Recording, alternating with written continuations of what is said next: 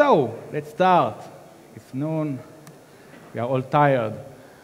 Okay, so the title of this lecture is Flow Your Node. I know it's a dead joke and bad dead joke. Node-RED and IoT. And I will talk a little bit about IoT. First of all, who am I, you know, but I have to thank someone, a developer at Outbrain called Bar Zik. Maybe there is a family relation, my son, maybe not. But he helped me a lot. He helped me a lot with this lecture and session, and it's also an example for you all, that the people here that have children. If you want children that, as a 21 years old, work as a developers, maybe it's a good idea to fiddle with the IoT. When I'm talking about IoT, a lot of people say to me, you know, we are Node.js developers. Why should we have IoT? Why should we meddle with it? And actually, when I started to work with IoT, you know, I said, wow, it's boring. Who cares about writing in C or handling memory consumption or stuff like that? It's boring, it's too complicated. What's the fun in that? But working in IoT and meddling with IoT can help you a lot on your developer skills in the first part. Also, it is a fun project to do with your children. You can do a lot of stuff with IoT. And the main reason to work with IoT, and I'll explain later what is IoT, is that we as a developer, if you read the marker, you can see that we are not regular humans. Yes, sorry. We are not regular humans. We have different needs. With the story of Israel, of course, but also we have other needs. For example, I need alerts on my build failures. Or when some developers, oh, there is an echo in my ears. Ah, this is my fault, I know.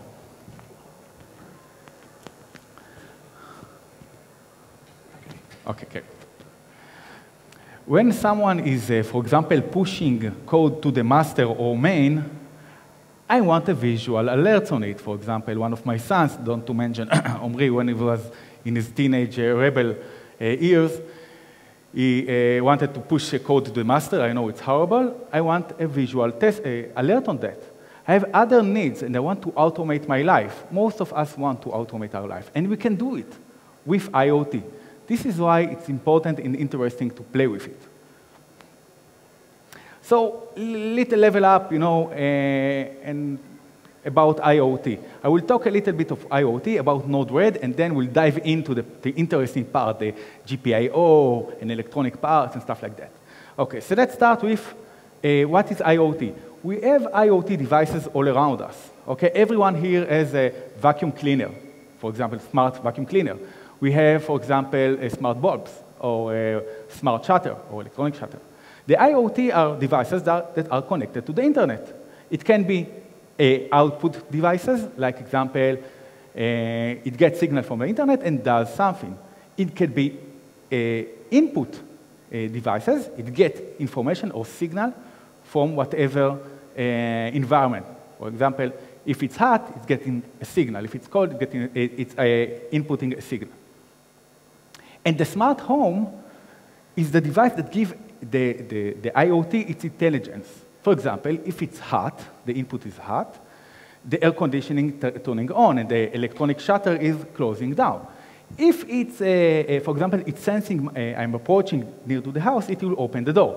Not a good idea, but you know, you can do it. If it's sensing that no one is at home, it's operating the vacuum cleaner. So the smart home is what giving the home, the IoT, the smartness.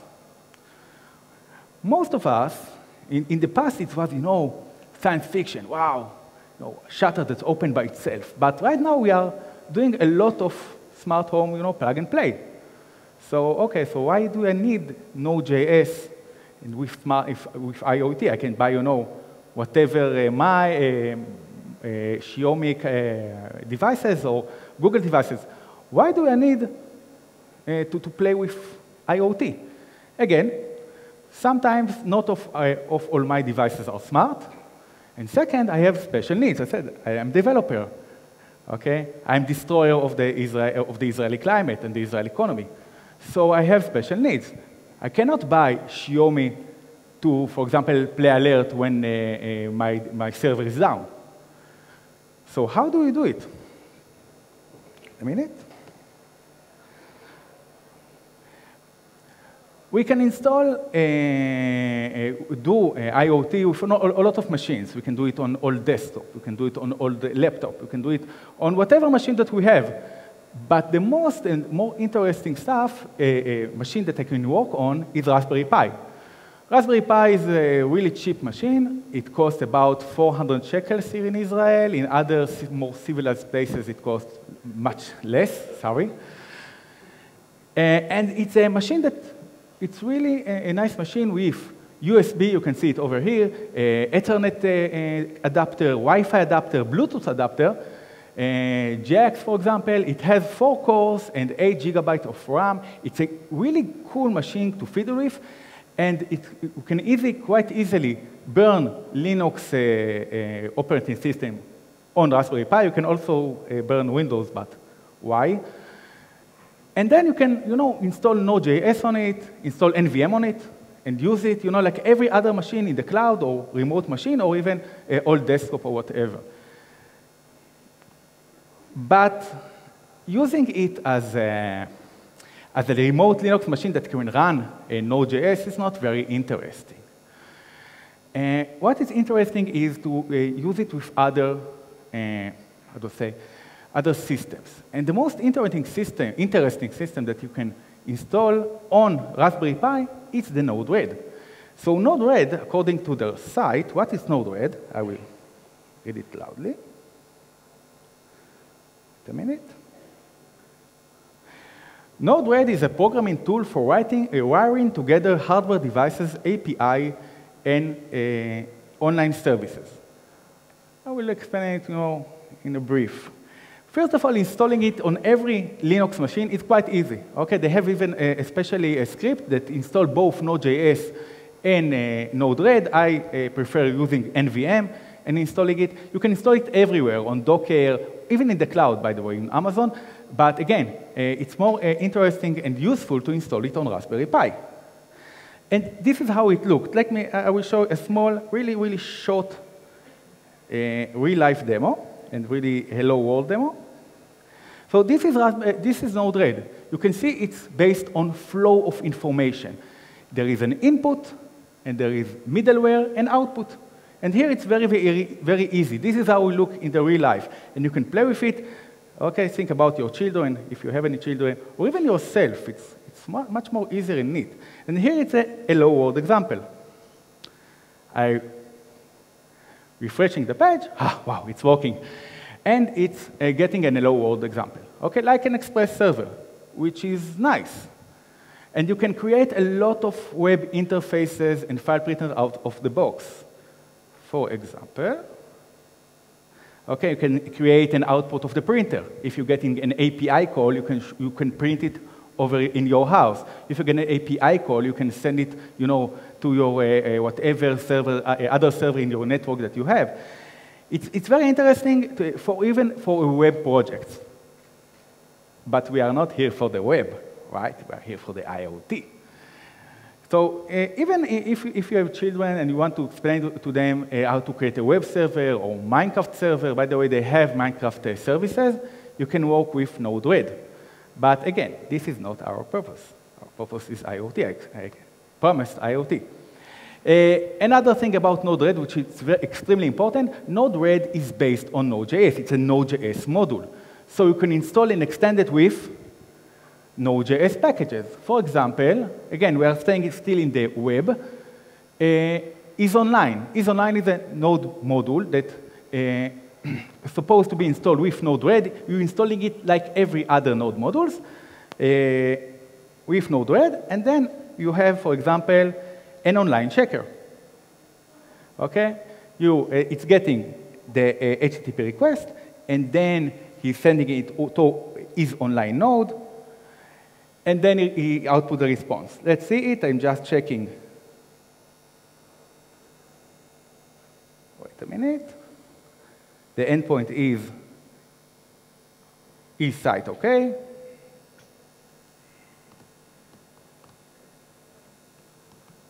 And help me God, please let it work. Okay, is example.com online? Yes, it is online. Again.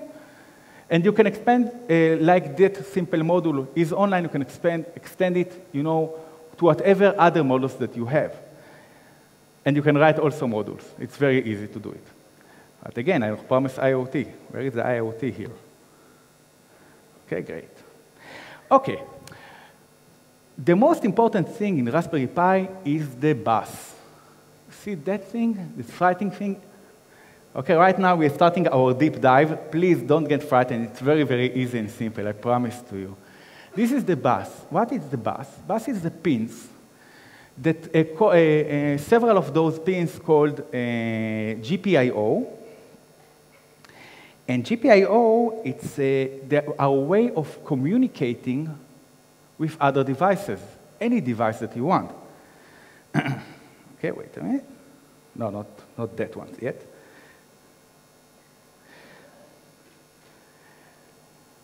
Most of the pins there, the GPIO, works by putting power out or in.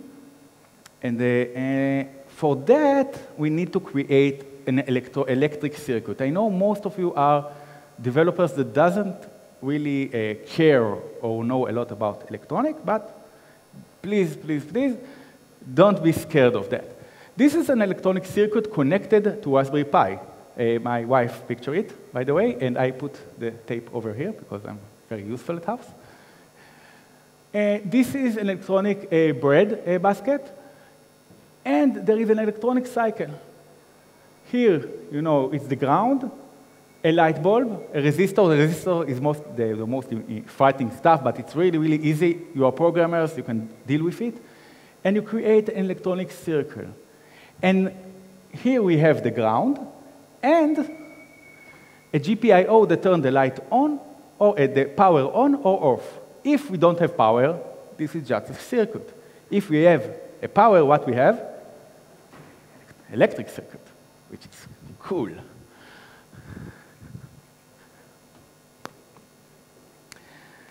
We have several GPIO in the bus, okay?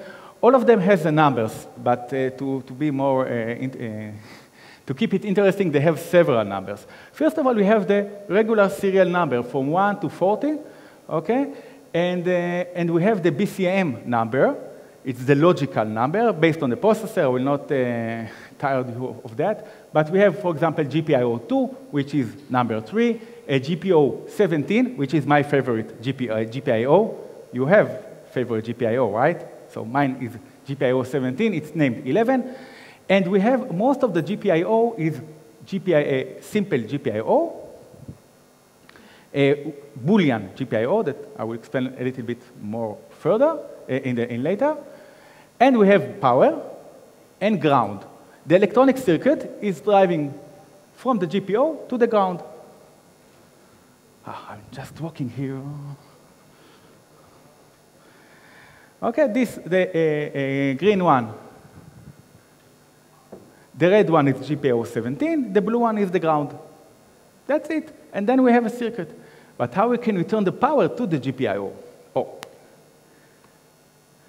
So the GPIO is basically like electronic switch, turning on and turning off. When I'm passing, I say to the GPIO, I'm telling him, hey, GPIO, please power on. What it does? Passing electricity, like in your home, the switch on, the switch off. If I'm telling him, hey, GPIO, please be quiet, don't pass any electricity, what is doing? Don't pass any electricity. Like the Gondor beacon. Yay, Tolkien. Sorry. Okay, remember our circuit? Here it is. When it's on, we have power. When it's off, we don't have power. How do we light on the power? How do we control the GPIO? We have several methods for that. I will show the simple one and the old one, and then the next one. How can we, as the developer or our system admin, can light on the GPIO? It's quite simple. We just pass information, like in file system, to the GPIO. Let's see a live demo.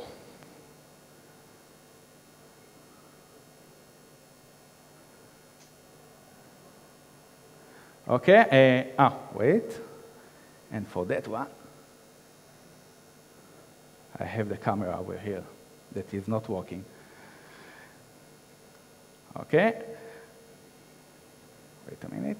Omri, can you please come over here to make the... Okay. Omri will do like the Lion King. Yeah. If you ever said, too bad that my father isn't working in the high tech, okay, this is an example why you shouldn't have any father that's working in the high tech. So right now, I hope you can see it. I'm lighting. Okay, I don't see it, right? Oh. Okay. I know why. Okay. Sorry about that. So remove it. I will show it later.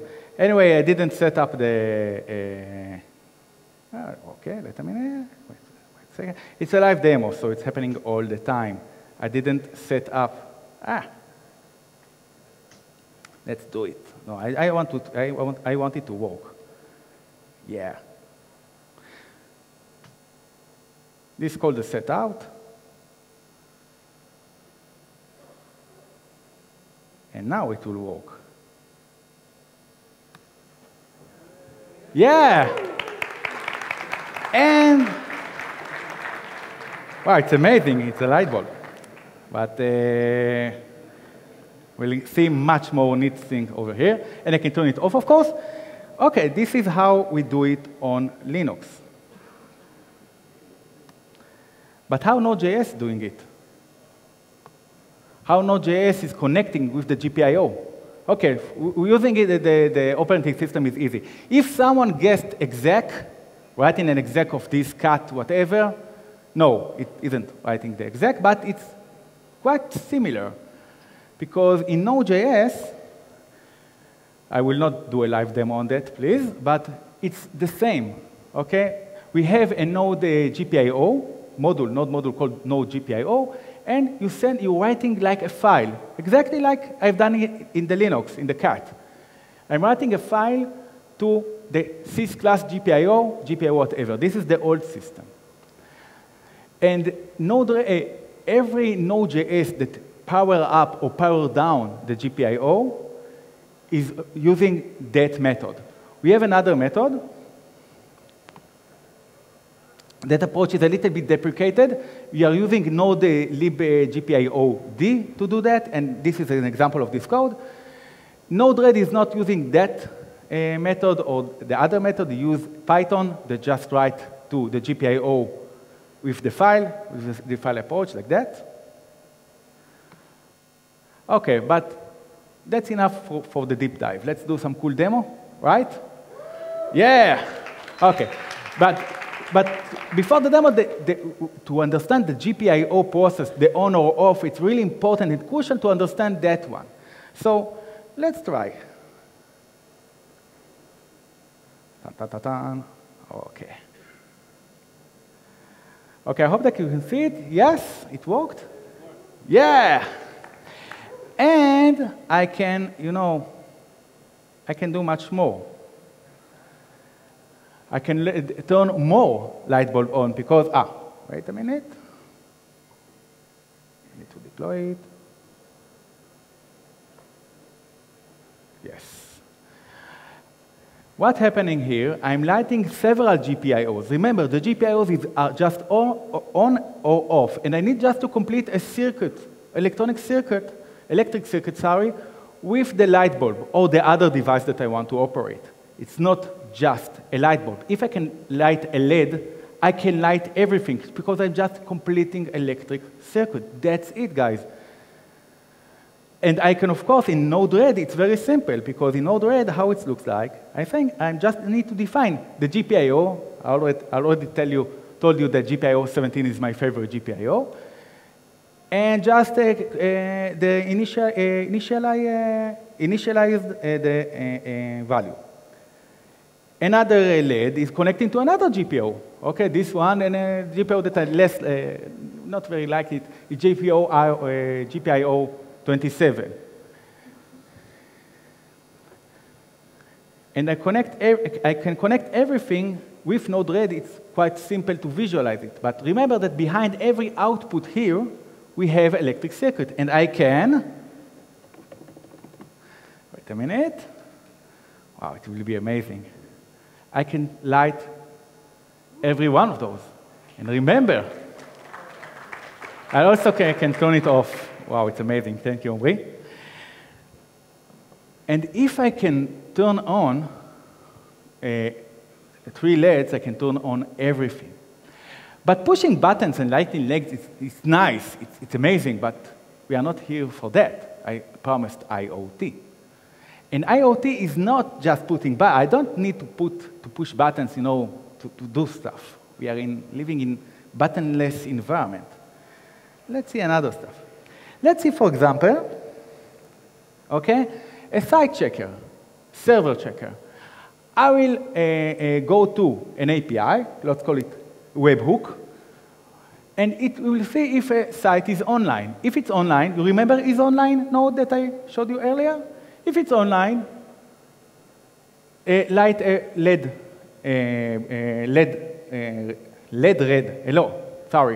a blue LED. If it's not online, let's light a red LED, okay? And of course, output the information to HTTP response that I can do other stuff with it. Everything on that little machine and connected with the electronic circuit. Let's try. Okay, Omri again, sorry. Didn't come to here to rest, The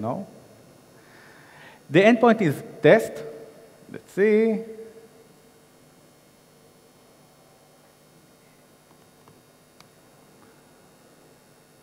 Blue one, example.com is online. And I can, of course, change, you could put it down. And of course, I can change the name of the URL of the site. It can be several URL. I can get it from the payload. I can get it from other devices. I can get it from file. I can get it from whatever I want to. Interesting.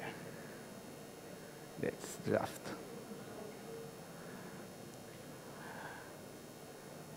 And I can get it, of course, one step forward. For example, I can use not just monitoring sites. Some of you doesn't have any, you have bad internet, right? Who is using hot here, around here?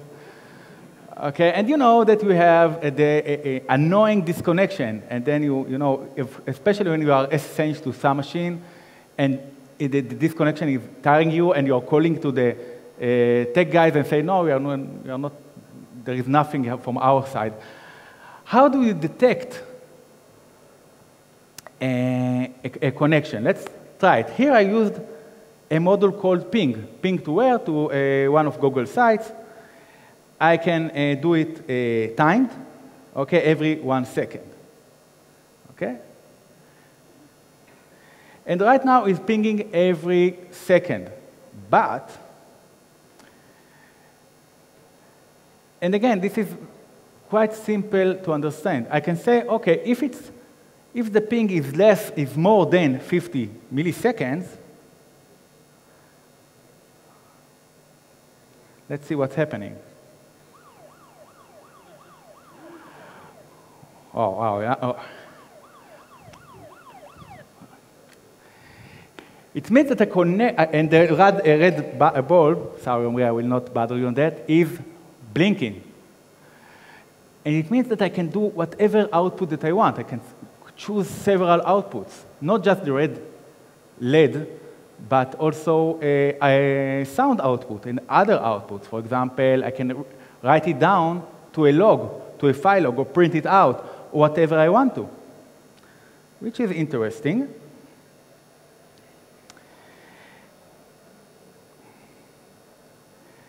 We talked about output, and please remember that right now I'll just turn off the LED.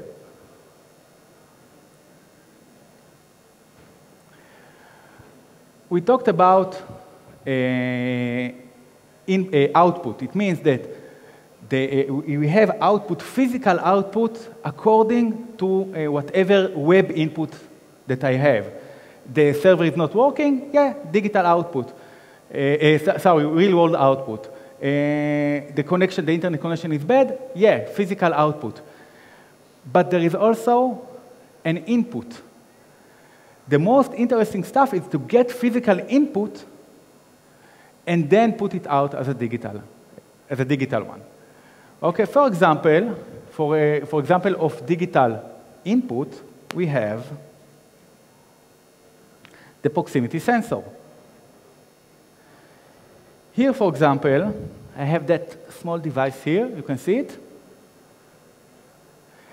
And it's getting a proximity alert. So, Omri, I need you again. OK, thank you. I will just operate it. Here, I'm using a debug. Again, it's flowing. All the messages are flowing in that line. So I can debug it and see what message that the proximity sensor sending me. And you can see that it's just measuring the size, the width of Omri's hand from the sensor. I can turn it off. Why it's important? Because this is a physical input. And what can I do with it? For example, when I'm sitting next to my computer, it can sense me. And then when I get out, it can send a digital output to where? To Slack API. And every response that I will get when I'm not near to my computer, it will say, hey man, I'm not near my workstation. Please do other stuff. Okay, or for example, I can come next to my workstation, and when I sit next to it, it can send an API call to my coffee machine. What, your coffee machine doesn't have an API? Sorry. This is the digital input, physical input and digital output. And you can, of course, combine it. For example, if you can create a digital input from GitHub action. And if someone is pushing to main, what you can do with it? You can activate a little motor with a little hand. To the hand connected a live wire, and then stab the developer that's there to push to master or main. No live demo here, sorry. Omri didn't want it. Anyway, let's finish it. I really hope that I explained a little bit about IoT and Node.js. Again, Node-RED is sitting on Node.js. You can use it. You can use the GPIO modules. It's OK, whatever you want to. But you can do it. Yeah, IoT is not only for bored, embed programmers that write C all day and think about memory consumption. It's for all of us. You can use Node.js in IoT. And I'm powering all my IoT with Node.js, which is amazing. Digital input, digital output, or real-life input and real-life output. It's great. Just do it. It's very, very easy. Don't be afraid of it. That's it, guys. Thank you very much.